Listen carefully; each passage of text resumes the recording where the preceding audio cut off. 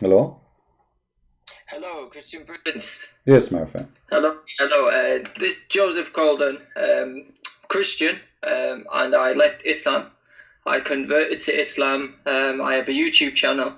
Finally got to speak to you. I've watched some of your content for a long time, and thank you to your work and others like David Wood. I did the research for myself. What you say in the Hadith, although you have an advantage, you speak full Arabic to me than me. It was absolutely fantastic, and I left Islam. I embraced the Lord Jesus Christ, and I pray that other Muslims listen to what you would say and absolutely believe it as well, and look it up in their own books.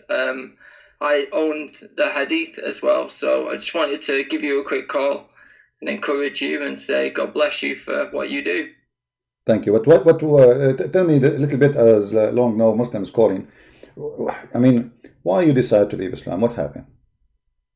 So, I think it was many things. I started to realize that when I was in the masjid and conversations after the khutbah or whatever it was that day were happening about Muhammad, they would read from a series of hadith. And I found these hadith very disturbing because I had converted to Islam. I had not grown up in the religion.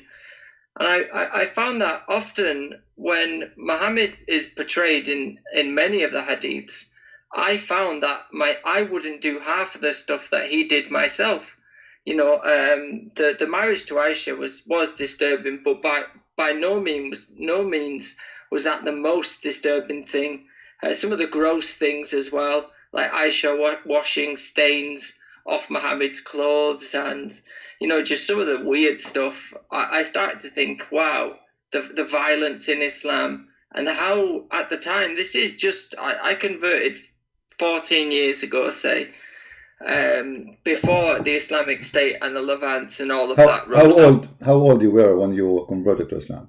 18. I was 18. 18. That's what happened. They target young ones. They fool them. Yeah. But can you start from the beginning? As long we don't have any Abdul to challenge us, can you tell me how they converted you to Islam? Yeah. So I had met someone I worked with who was a surgeon, and I worked in the tools and instruments that provided instruments for surgery. And began a friendship, and he had started to talk about Muhammad, and I'd been to university, and I knew a tiny bit about Islam, but not that much. And he had told me how Muhammad was foretold in the Bible, and he would give me verses like Deuteronomy 18, the very Zakir Naik type argument. But at the time, it was I didn't know my Bible extremely well, so it was enough to start to get me to think about it. He invited me to the mosque, and he really ramped up the efforts, him and other Muslims at the time. And I was looking for something in my life. You've got to understand, people who convert to Islam are looking for something in all the wrong places. I had an extremely bad relationship. I hated women in effect, and I saw that in Islam, the brothers would say in the masjid, "Oh, in Islam we can have four wives," and that's not why I converted, but it was definitely this what's the word, the overriding factor that in Islam men are dominant and women are meek and mild, and they serve men. It was kind of, I was lulled into it, and I really fell for it to see that Islam had this pure book in Arabic that had been never been tampered with, never been changed. It was a whole host of stories and things that they did that got me thinking, wow, everyone's a brother, everyone's an Aki, you're a brother in their deen, in the deen together. You stand in line together and pray. There's no king, the king has to stand in line. It's sold as a package, and I really liked that at the time, being 18 years old, and thinking probably with the different parts of myself. And Muhammad sounded great. Muhammad sounded like a mercy to mankind. How You he know, sounded like this? How he sounded like this for you? they used to give hadith like Hmm. how Muhammad would feed water to a dog, and even though he's afraid of dogs, or But Muhammad, he ordered you to know kill the the type of dogs. hadith. Guys, imagine Muhammad. He said, if a woman she gave water to the dog, she'll go to heaven. But he is the one who ordered to kill the dogs. Yeah, yeah. Very, yeah, yeah. You know the type of hadith that they give to make Muhammad seem almost like an angel. You Mhm. know, they really change who he is as a person. And what I've grown to believe is that actually they believe it. They believe it, and they make others believe it as well. They don't read Muhammad from what's in the pages of their own books. So I went and I met a Muslim girl, and we were very quickly put together to cement her. She was another convert, and I'm English, so she's another English convert. So they put us together thinking that we're going to have white Muslim children. They have this dream in the UK at least that they're going to convert everyone to Al Islam. They're going to convert everyone, and Take over the eventually country. Sharia will be the dominant force, the dominant political force in the country. And they start with winning people's minds and getting them in the faith. That girl now, she wears a niqab. Her mother speaks to me, but she doesn't speak to her own daughter because her daughter nearly joined ISIS. You know, I know people who I would speak to back in the day before ISIS was a big thing, that have gone to fight for the regime. So you tell me, is Islam peaceful? Well, why is it that everything, quite early on, your salvation is based entirely, the best salvation you can get is to die as a jihad. That's the only way that your sins will be taken care of. Is martyrdom. I think I became disillusioned, after so many years, to try and find this Muhammad that just did not exist. He's just not there. You want Muhammad to be like Jesus, and that's what Muslims think. He is like Jesus, but he's absolutely not a speck on his sandal. And I came to say that I know the true and living Christ. It took a long journey to get there, but yeah, I just became disillusioned. But the one thing that I'm sure of is Muslims believe what they say about Muhammad, and it's up to people like yourself and others now on YouTube doing this fantastic work to get them to see that it's not true. It's just simply not true, and to stop lying to themselves and see what's in the hadith. You speak Arabic, and I've seen Muslims themselves argue about the way you pronounce something. It's a tiny mispronunciation because they can't argue with what you bring, which is the truth about Muhammad. I learned that early on. I used to read the hadith, and my wife is a born Muslim. We had an Islamic marriage. We were married Islamically and all of that business. And she's born into the religion. And when she used to kind of look at my study notes, she started to see some weird stuff that I had wrote down, saying Muhammad Zainab, the issue of Zainab. He looked at her and he was lustful after her. In fact, I was debating one the other day. What was the guy? Honey, where the honey issue. I forgot it now. He looked at Zainab and thought, oh, she's quite nice. And a verse in the Quran comes down that gives him the justification for having Zainab as his wife. And Muslims will flat out deny that that's the reason that verse is in the Quran. And I always ask, well, what is the reason for that being in there, so that that if you ever get into a situation where you fancy your adopted son's wife, that it's halal for you to marry her?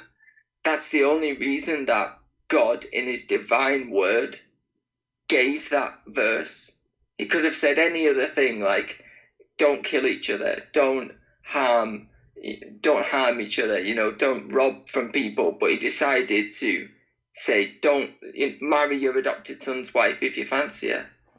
Actually, like even the tafsir says it clearly that when Muhammad he went to his own son house, he flirted with the wife. He flirted with her while she is married in the house of the husband. He went to, look at this filthy man. He been given permission because he is the father to enter into a house because he is the father, correct? Yeah. So it is not lawful for a Muslim to enter a house when the husband is not there. Muhammad, what he did, he took advantage. And look at the double standard of this filthy man. He claimed that Allah, he told him it's not right to adopt.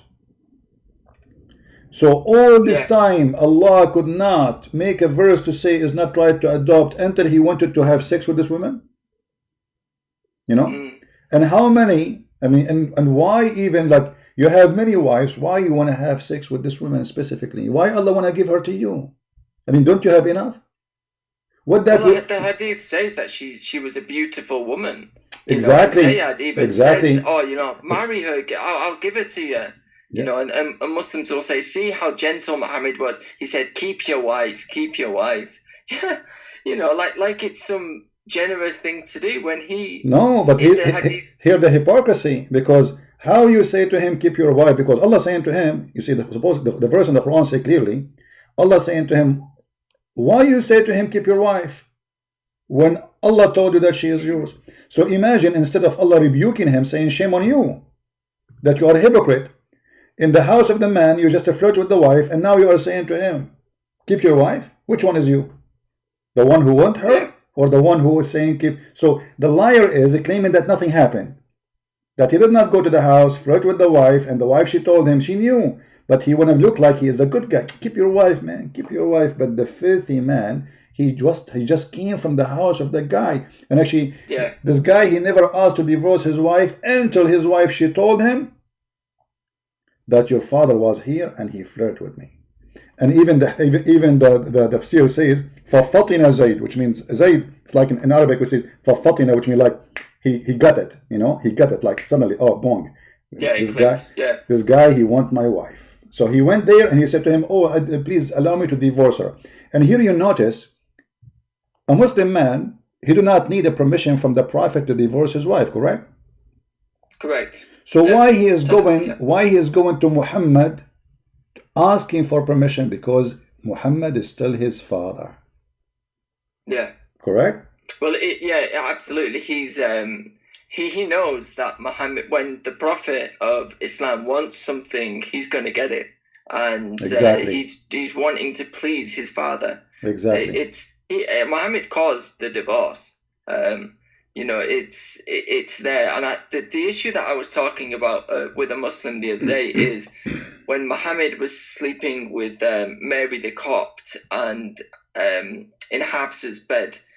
He gave me a hadith that he said, this is from Aisha, which said, the Quran, I'm sure it's Quran 61 or 60, I've not got the verse off the top of my head. He said, where it says about pleasing his wife, you seek to please your wife. He gives this hadith where it says, chapter of Tahrim.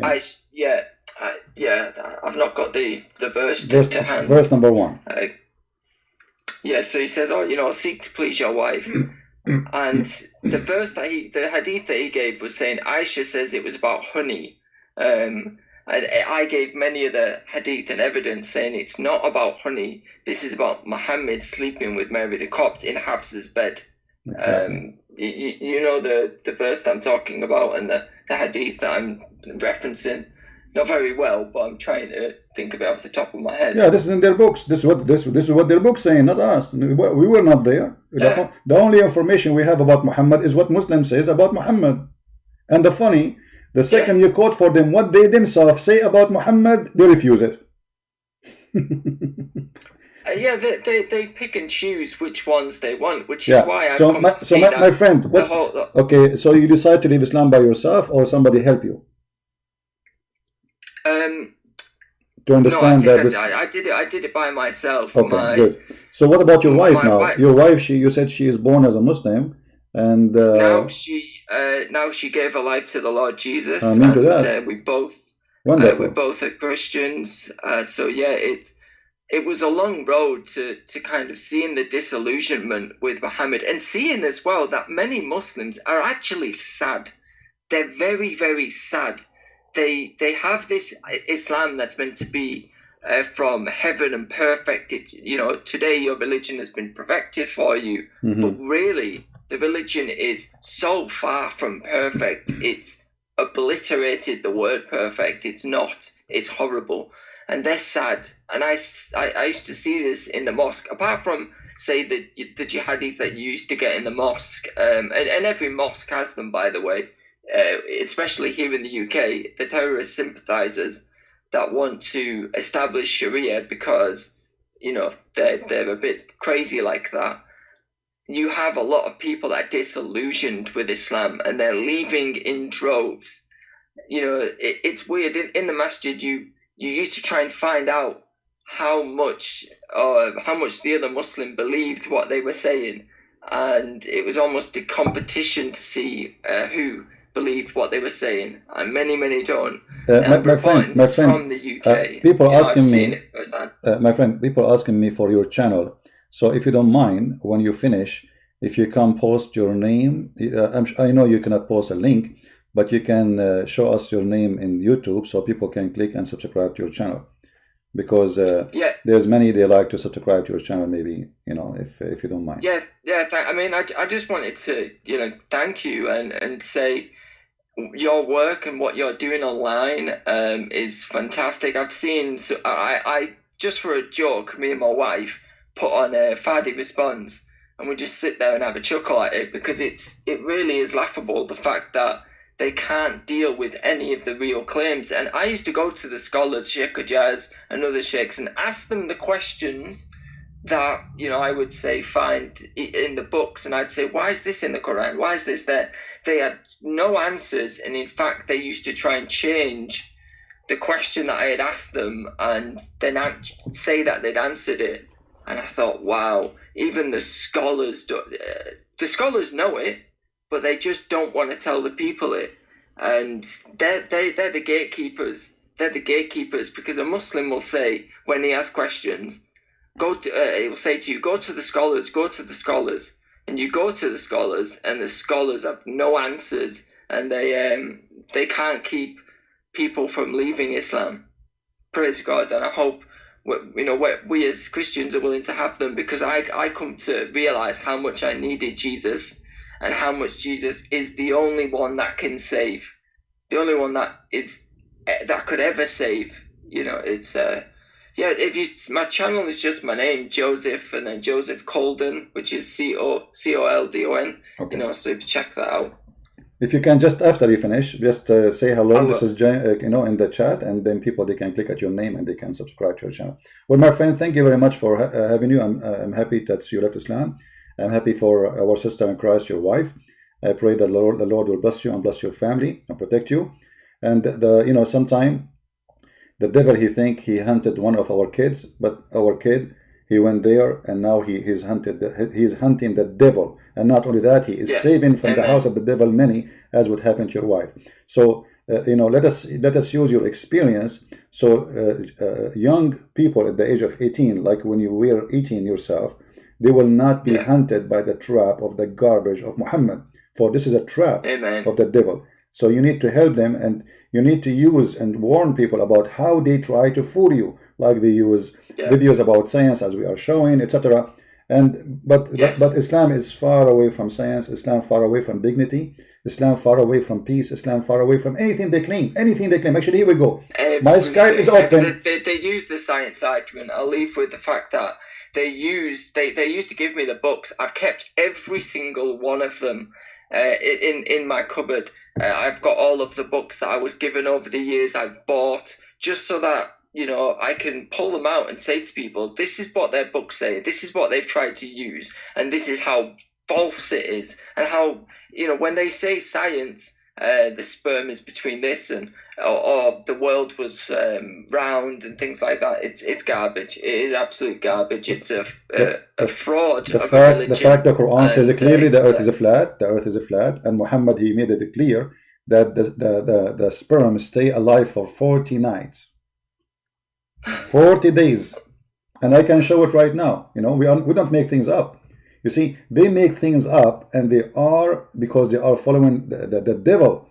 We don't. Yeah. Here we go. It's in front of us. He says that you are gathered inside your mother as a semen, excuse me, for 40 days. As a semen for 40 days. And then another 40 days for the same period as a piece of blood. And then for other, you know, Muslim, do you see it? This is your Muslim translation, but this is not mine. The creation of any one of you is this, that semen is collected in the womb of the mother for 40 nights. So let me introduce myself. I'm a Christian prince, and I was doing a tourist in my mother womb for 40 nights, watching TV and Amazon Prime. Because it was Corona time. I could not get out. What I can do? And I was a seaman at that time. 40 nights. I mean, who in the world want to believe in such a garbage? And if you say to them, do you agree with this? You say, no, brother, this is a weak hadith, but this is Sahih. This is Sahih Muslim. You know? So they've tried it all, and I'll let you continue your live stream, but be encouraged that the work that you're doing is great, and people are seeing the disillusionment with Islam, and they need to look closer at Christ and see the truth that only He is. All right, brother, I'm gonna go. Okay, thank you, my friend. God bless. Take care. Bye bye. God bless. Bye bye.